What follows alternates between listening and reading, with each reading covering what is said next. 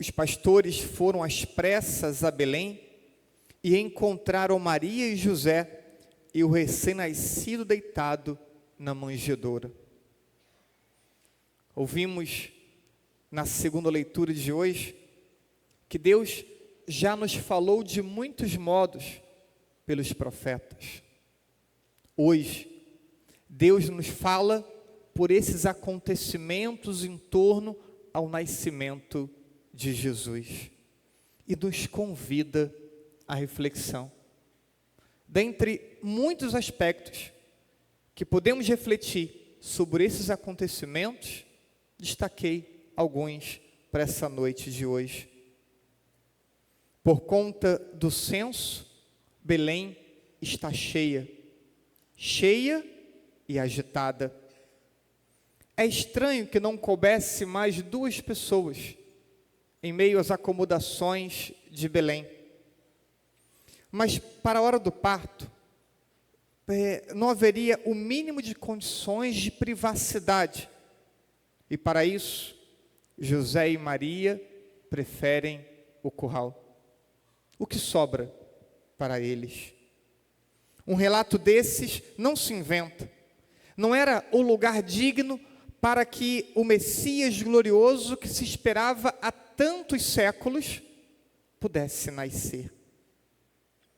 É impressionante verificar que para o Senhor de toda a criação não havia na terra um lugar para acolhê-lo.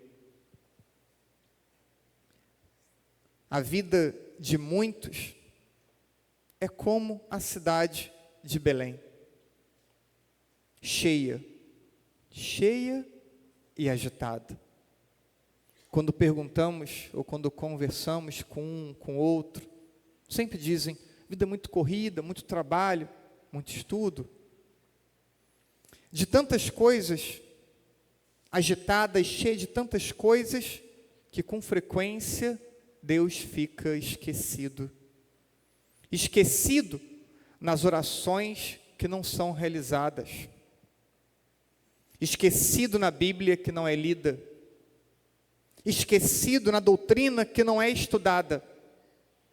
Esquecido no tempo que não é disponibilizado.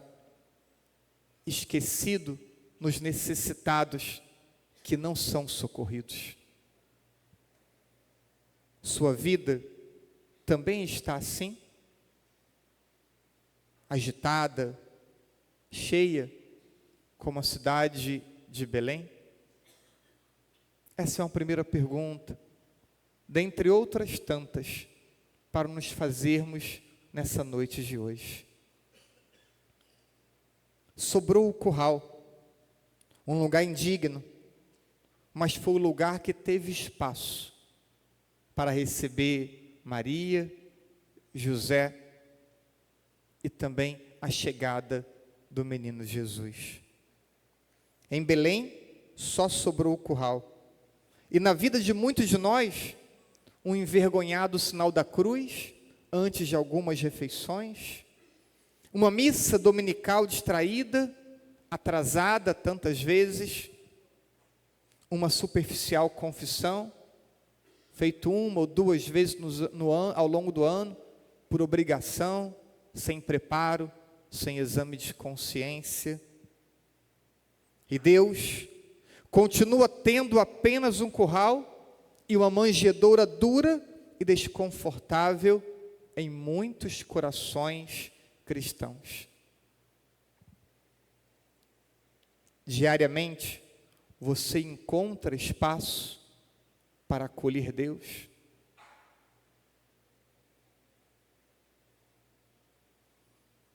Ao longo do seu dia, do seu cotidiano, dos seus afazeres? Mas mesmo na indignidade, Deus vem ao ser humano. Aceita o pouco que estão dispostos a oferecer. Ou o que sobra, depois de todas as prioridades que definimos.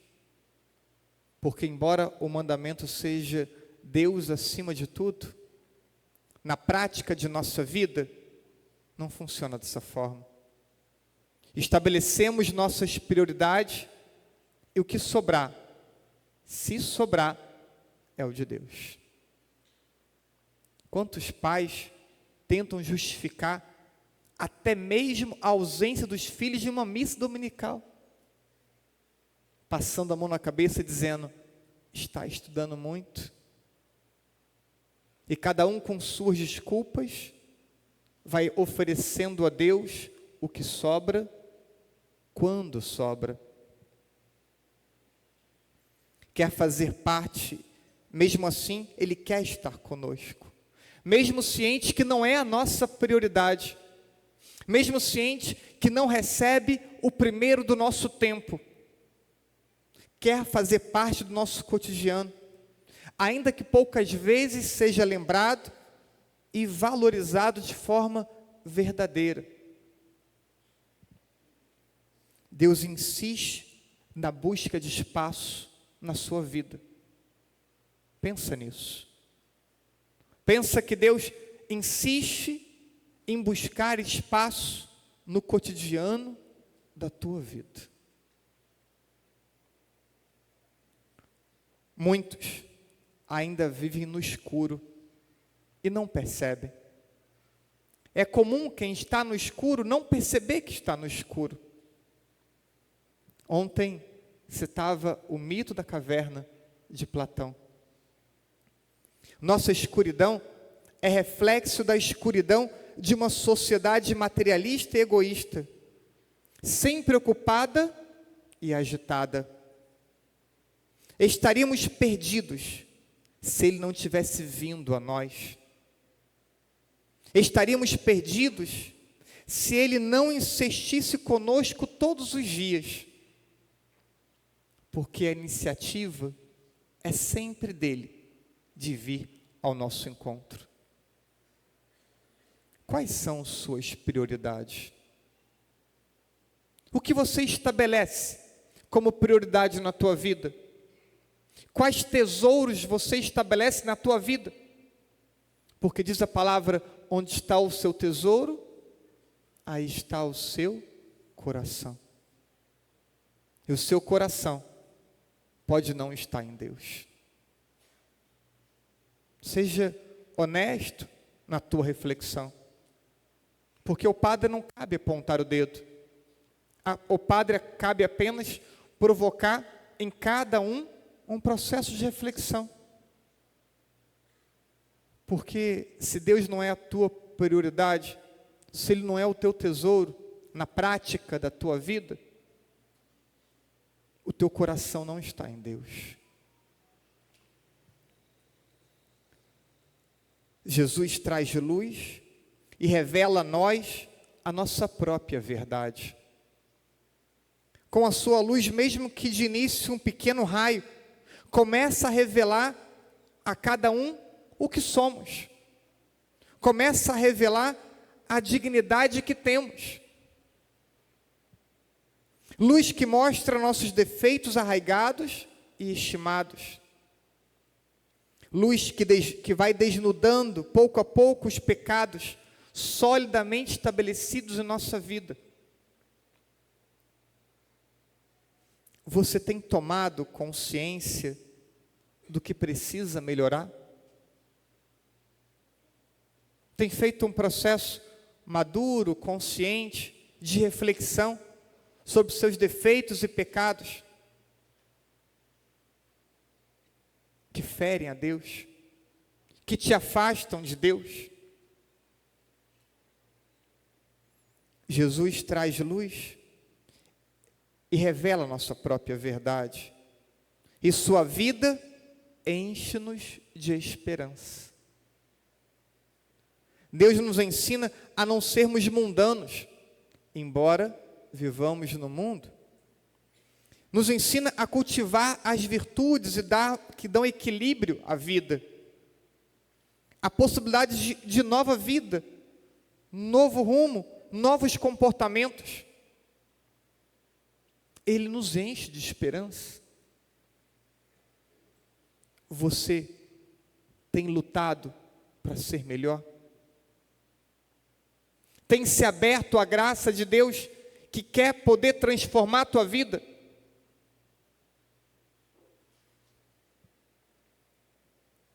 Ele veio a todos para elevar ao máximo a nossa dignidade.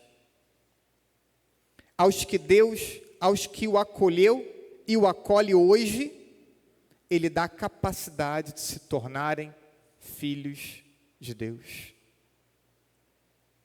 Você sabe o que é ser um filho de Deus? Tem consciência da grandiosidade, da dignidade que Deus nos concede com o batismo?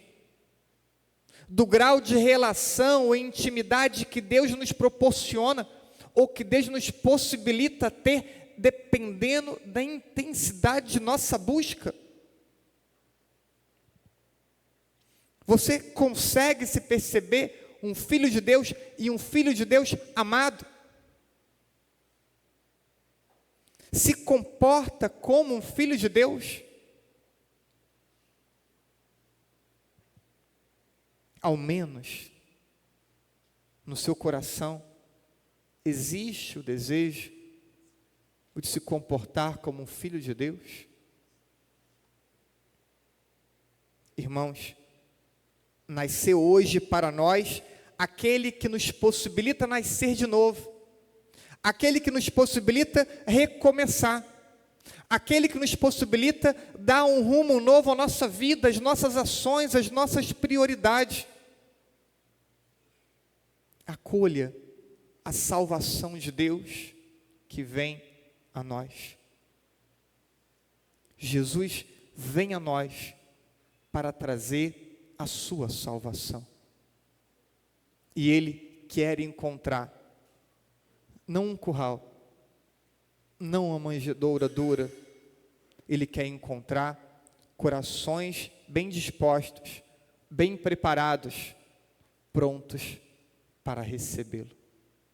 Recebamos o autor da nossa vida, o Deus que nos salva e que tanto nos ama.